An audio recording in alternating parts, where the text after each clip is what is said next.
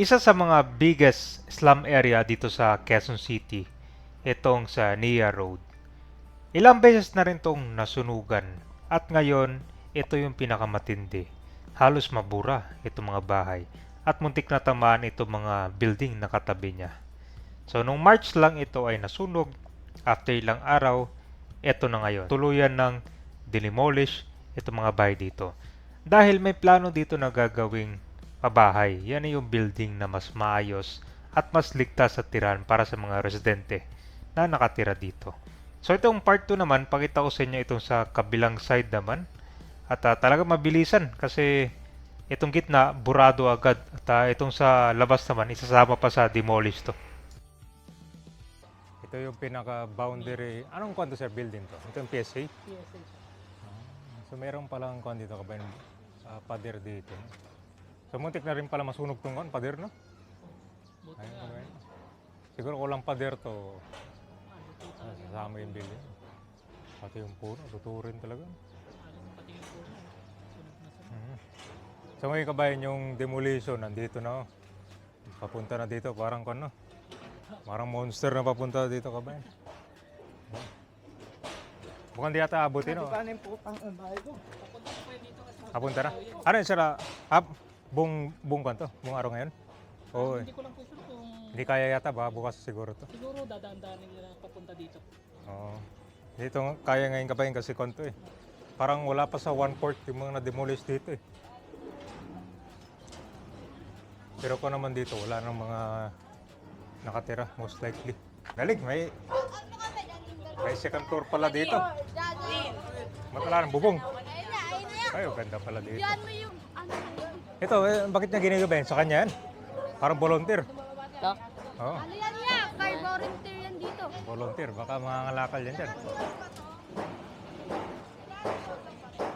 Grabe guys, napunta na dito. Oh.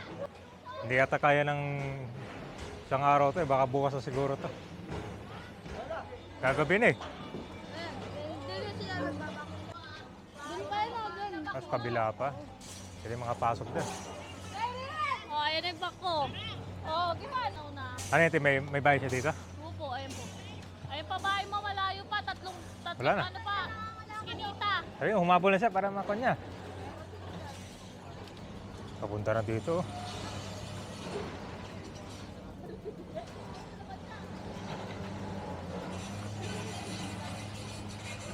Dito na yata yan. Pagod na, pagod na.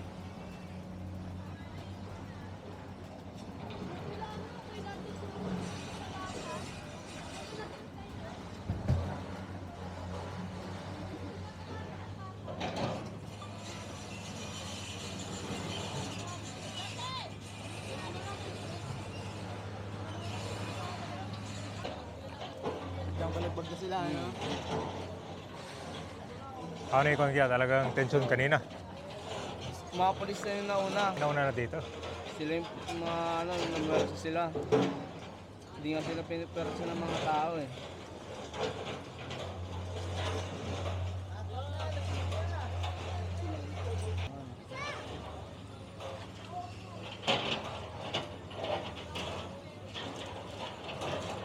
Siguro abutin ng isang linggo siguro to. Mahaba pa sa likod eh, no? Mahaba pa yan sa likod. Wala pa sa 1/8 yung na-demolish. Pero doon, ang bilis to, no? Inaabutin sa lingkod yan. Kaso isang bako lang gumagana, ilang mabako dito? Dalawa. Hindi kasi. So isa, Saka malalambot na lang iba dyan eh. lalambot na lang yan. Malambot na kadam na lang yan. Parang, Sunog din parang, yan. Yung mga bahay dito, ilang sunog na rin pinagdaanan yan. oh, sabi nga nila, 5 beses sila, nawa. Inaano Kaso kumbaga, ilang beses na nasurugan dito, ngayon lang talaga ginib ko na. Opo, Ngayon lang, no? 2005 din ba? 1996. Kasi may area ito, kapag hindi mo i-demolish to, tatayuan ulit ng gano'n. No? So ito maganda at least, ganyan na yung tirahan nyo, yung magiging building. No? Ilang abuti ng mga 18 months yan, no? Ganyan katagal sa rental eh. Di pa nga po nabibigay yung rental subsidy, di ba? Tsaka yung ibibigay na rental, di naman tatagal yun. Oh, saglit lang yun. Magkano bang rental ngayon sa 36 po. Hindi. Yung isang apartment, magkano ba ngayon? Mga yan, 5,000 pataas yan. 5,000 parang isang kwarto na yon. Isang kwarto lang yun. Minsan pa nga, ayaw pa lang iba ng mga bata. Eh, halos lahat ng mga nakatira dito may mga bata. Yung mga bata. Eh, sabi nila madali lang umanap ng bahay. Oo, madali lang, oo. Pero yung iba kasi ayaw na may mga bata. Pero marami mga kon dito, yung pangupahan dito, di ba? Yung marami malapit lang. Ayun yung relocation, no? Malalayo. Malayo kasi binibigay na relocation. Sa Saka hindi pa nga sigurado kung totoo yung bibigay na relocation na yun. saan ba yung relocation ngayon? Sabi kasi pag relocation daw, bibigyan ka ng bahay. Pero hindi naman nila bibigyan ng panimula.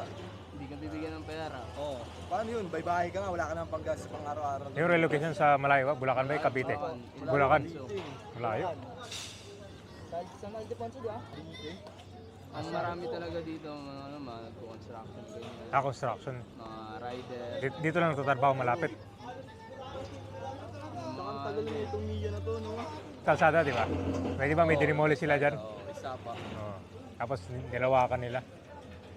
Siguro kung hindi nasunugan to, bakit daw nasunog to? Anong sanhi daw? Ha? Tsaka para sinadya rin kasi nila. Ang dami. Dito na susunod dito guys. Susunod na dito? Sunod dito. Ah.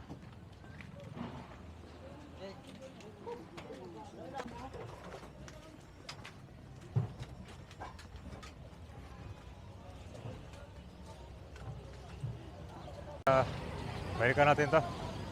Mukhang dito, matatanggal na rin to sa harap. Ayun, nandiyan na pala yung backhoe. Malapit na ito sa labas.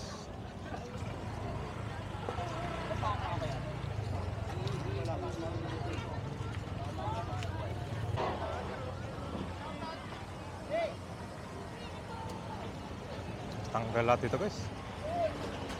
Puro mga establishment ba dito sa unahan?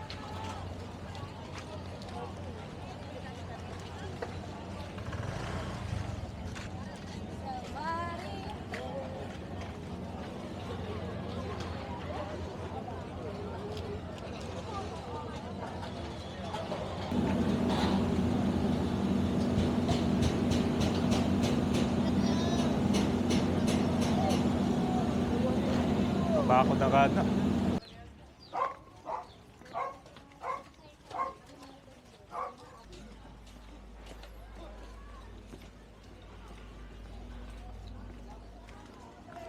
Ayun. Wala na. Mas malapitan. Wala na yung bahay nyo. Wala na sir? Wala na. Grabe, dalawang backhoe pala dito. Lala na! Suli na naman ka!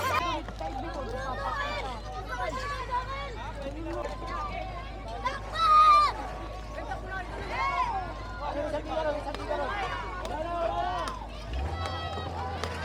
Sisimula sila sa Kalakal dito guys.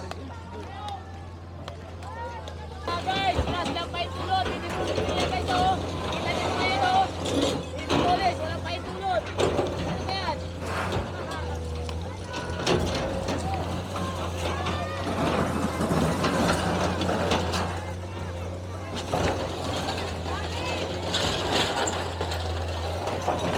Ang bilis iba, sir na.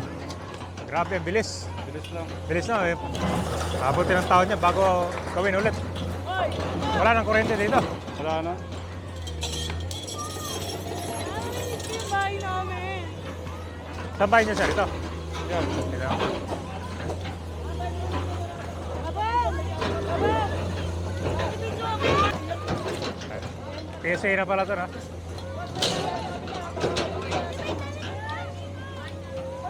Ang bilis, yung angalakal agad na.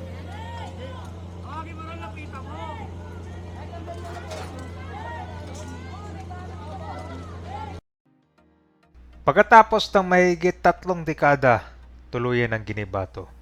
Nasunog to nung last March 2026. Pero hindi to unang beses. More than 5 na daw nasunugan dito sa area. At ngayong taon, ito yung matindi at tuluyan ng giniba, no? So gagawin kasing kung ano to, pabahay daw yung parang tenement style or yung building na. So which is mas safe at mas maayos na tirahan na yung mga nakatira dito. Safety at sanitation, kumpara sa mga barong-barong, itong mala tenement style nila ay merong maayos na drainage, kuryente at sariling banyo. Mas ligtas ito sa sunog at baha. Kasi dito, yung bahay kasi dikit-dikit lang eh. Tapos, yung mga kuryente, minsan may naka-live dyan na which is delikado talaga. So, maganda rin itong paggawa ng mga building style para ma-optimize yung space. Dahil siksikan na dito sa Metro Manila, itong mga building upward or vertical style, ang tanging paraan para makatira ang mga maraming pamilya sa maliit na sukat ng lupa nang hindi na sila kailangang idalhin sa malalayong lugar, no? So, karamihan dito mga lihitimong resident talaga. Yung iba dito na pinanganak eh. Kaya alam nila yung itsura talaga nito dati.